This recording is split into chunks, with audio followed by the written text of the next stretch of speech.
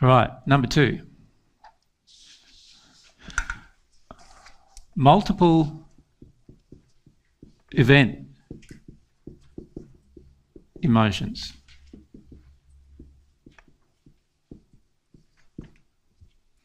They can also be positive and negative.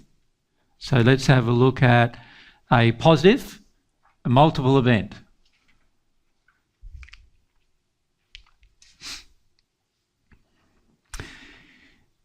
Every time you started crying when you were a child, your parents nursed you but did not mollycoddle you, and they allowed you to finish crying without trying to shut you down.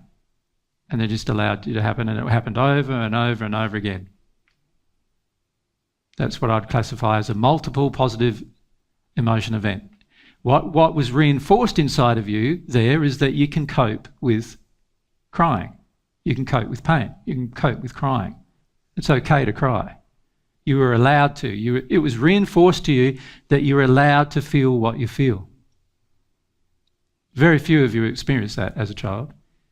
But you can see that if you had have, it would have been a positive multiple event emotion, wouldn't it? It would have a large effect on the rest of your life. Every time you needed to cry, you'd just cry. And you wouldn't judge it, and you wouldn't criticise it, and you wouldn't try to shut it down, and you wouldn't try to run away from it, and you wouldn't try to, get angry with other people about it or anything like that. You'd just do it. Be wonderful. Yeah. So how do I write that down in one line? It's pretty hard, so I'll just leave the A there and you remember that it was a positive. And the negative one. Okay, let's look at a negative multiple event emotion. An example of a negative one is every single time. So this is the direct opposite of what we just suggested.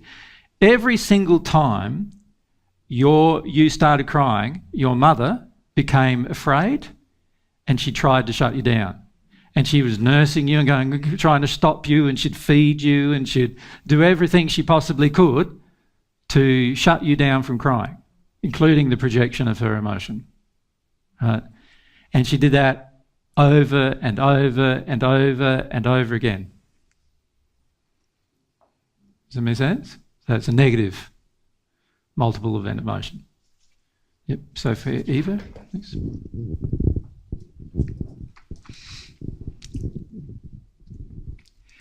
Yes, and about that, there's another way, and that's to leave your baby crying, maybe shut the door and you'll cry. The baby will cry until she falls asleep, and that's a good thing. Yeah, well, that's what they think is a good thing, but it's not a good thing either, is it? Because that tells you that whenever you cry, you're going to be left alone. Yeah, abandoned. So you're going to have some pretty strong emotional associations with abandonment and tears, aren't you? That's not very good. So you can see that how these multiple event emotions have quite significant effects on even, what you choose to do as an adult now. Because all of these patterns have been established in your childhood. Okay, so that's a multiple event emotion. You've had many of those, right? Many of those. If every time you told the truth you got belted, there's another example. If every time you tried something new you got laughed at, there's another example. Multiple event emotion, negative, going to have a negative effect on your life. Should we go to Rob?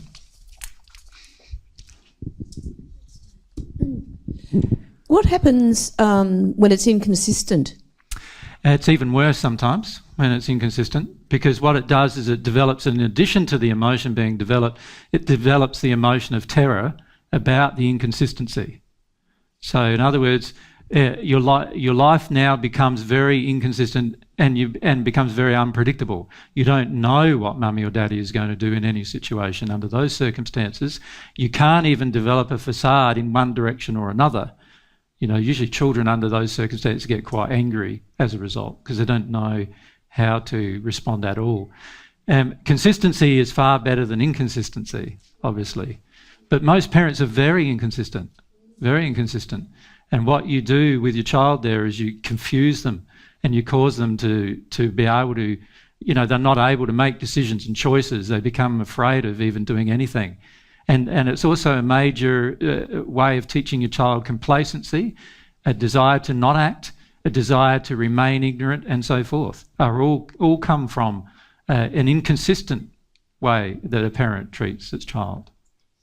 Yeah. So for example, sometimes you're better off being smacked every time a certain event happened than you were to be smacked one time and not the other. That's very inconsistent. And even worse would be to be smacked one time and rewarded another. That would be terrible. That causes so much confusion in a child. Of course, the best thing to do would be consistently loved. Of course, that's going to be the best thing. All the others are just bad choices, worse bad choices. Yeah. So, yeah, it's very, very difficult when we're treated inconsistently. But for those people who've consistently been treated inconsistently, do you get that? If you've been consistently treated one way one time and another day another time, and it's been like that, you're going to find it very, very difficult to make decisions in your adult life. Very difficult. Your will is going to be severely impacted under those circumstances. Yep. Jan, thanks. Would that inconsistency include if one parent always acted one way and the other always acted the other way? Yes, that's a little bit more consistent. But what you realise under those circumstances is that the genders get treated differently. So this causes you to believe that men have a certain way of acting and women have another different way of acting, and so forth. And you're going to respond one way with men and quite another way with women.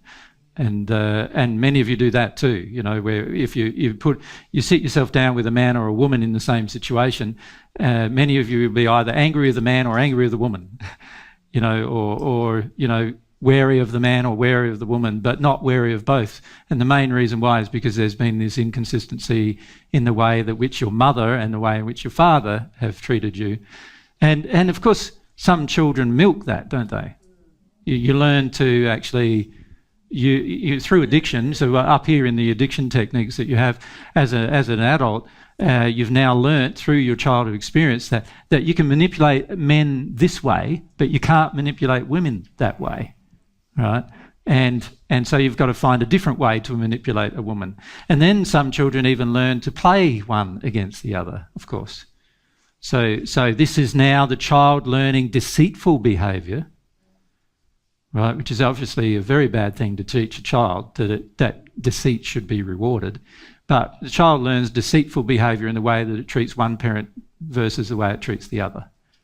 Yep. And that is very much the case because of the codependent, opposite gender, incestuous addictions from the parents.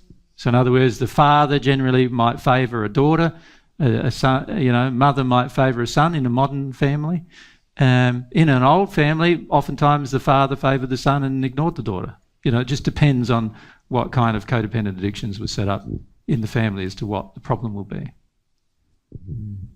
Can you see how confusing it is for the poor child? It's like, my goodness, it's amazing any of us survive with any state of, sanity, even. Well, most of us, yeah. From God's perspective, we're quite insane, as you can see. And of course, that you can see why. You've got to, again, have compassion for that. Many of your illogical decisions are driven completely by the insanities of your childhood that you still have yet to become aware of. And what you believe is bad treatment is only, if society believes something between parent and child is bad treatment, then that treatment is even unacceptable by society's standards. And so do you see what I'm saying there? So for example, if this is the society norm of love, right? So society's norm of love, and right up here is God's norm, right, of love. That's what God defines love to be, right up here. You can see that if society views that as unloving, it has to be extremely unloving, doesn't it? right?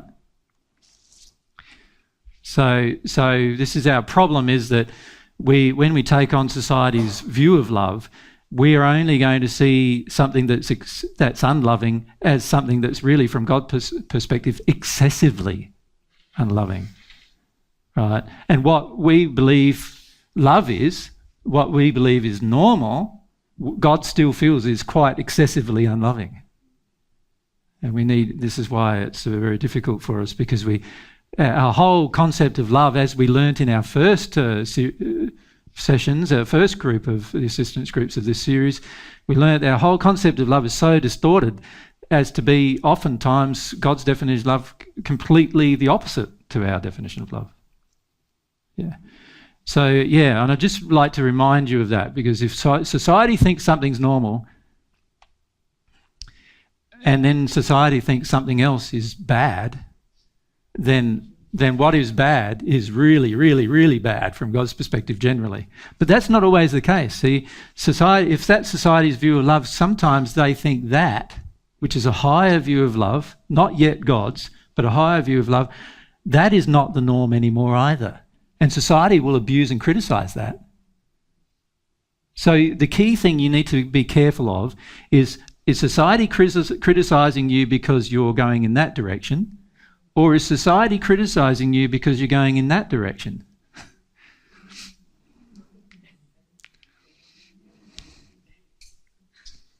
That's the problem, isn't it? If we just measure it based on society's criticism of us, then that's not an accurate measure of what's loving and what's not loving either.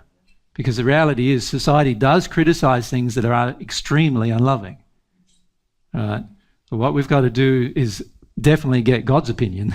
Otherwise we're going to struggle when it comes to society's opinion. Society's opinion is anything outside of this norm is going to be attacked. And by the way, since your parents grew up in society, it's highly likely that their opinion won't be much different to society's. So their opinion of what is normal, their norm, they're only going to allow, again, a certain amount in between that, and other than that, you're going to get attacked. And that's why I've said to you earlier that for the majority of you, you've yet to begin the process of actually working through your facade, because if you had have, already your family would be having a meltdown with you. All right?